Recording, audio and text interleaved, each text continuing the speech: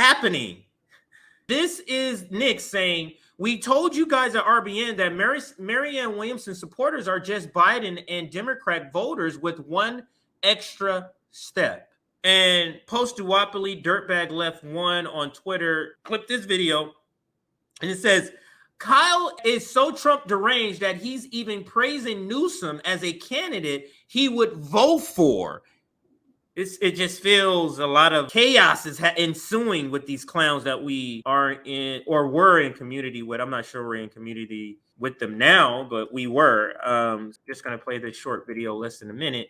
Kyle pushes for Gavin Newsom. So he's not just pivoting to Joe Biden. He's pivoting to the entire Democratic Party.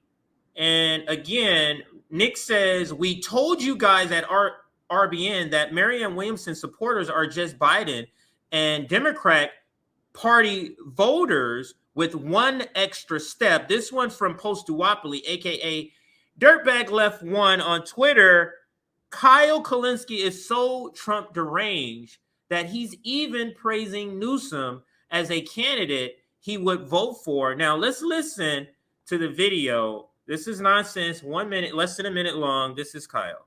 Even if Biden steps aside and it doesn't pan out for Marianne or RFK, but somebody who's less bad, like a J.B. Pritzker. I think J.B. Pritzker has better politics than Joe Biden. If he were to jump in and become the candidate, okay, that's good. Or even Gavin Newsom, for all of his flaws, they did do sectoral bargaining in California, which is massive for fast food workers. They did sectoral bargaining for the entire fast food industry in California, so they're going to get much higher wages. That's wonderful. They did a public option for insulin, which is phenomenal. That's going to help a tremendous number of people. He also has horrible things like he refused to sign the universal health care bill in California. But net, Gavin Newsom's politics versus Joe Biden's, it might be the case that Gavin Newsom is slightly further to the left than Joe Biden. I live in California.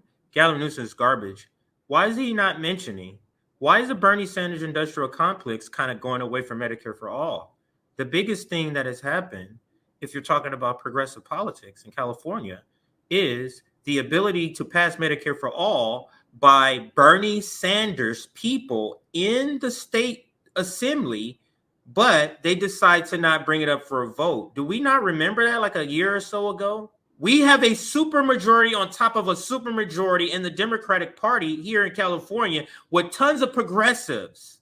And I believe the equivalence of the House, the Speaker of the House in the federal, whatever the state version is, the Speaker of the House in the state, that person used to work on the Bernie Sanders campaign. He's the person that didn't bring it up for the vote. And many were saying it was to shield the fact that Gavin Newsom was not going to vote for that or going to sign that. The trade-offs by the professional managerial class is just disgusting. What they're willing to trade off for the minuscule gains is just disgusting, just so they can stay at the kids' table of influence. Sectoral bargaining for the entire fast food industry in California, so they're going to get much higher wages. That's wonderful. They did a public option for. There's more to that story. Which is phenomenal. It's going to help a tremendous number of people. He also has horrible things like he refused to sign the universal health care bill in California. But net, Gavin Newsom's politics versus Joe Biden's. He also vetoed a bill that would have eliminated or cleaned up solitary confinement. He voted against torture. He vetoed that. Are you going to bring that up? That also happened by this person, Gavin Newsom. We reported on it. We did a segment.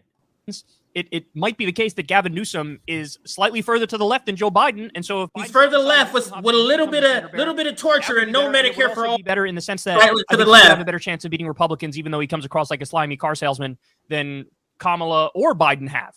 Even if Biden steps aside and it doesn't pan out for Marianne or RFK, but somebody who's less bad, like a J.B. Pritzker. I think J.B. Pritzker has better politics than Joe Biden. He's talking about other Democrats, okay, bro. That's good. Or even Gavin that's Newsom, not even progressive, bro. They did do sectoral bargaining in California, which is massive. That's what my little daughter says now. She watched these games they use, bro. For the entire fast food industry in California, so they're going to get much higher wages. That's wonderful. They did a public option. They just restarted insulin. All right, so I can stop this. Let me show you who the real Gavin Newsom is. This is amazing that I found this on the Orange County Register, because the Orange County Register, it's in Orange County, which is the most, probably the richest, or one of the richest in Southern California.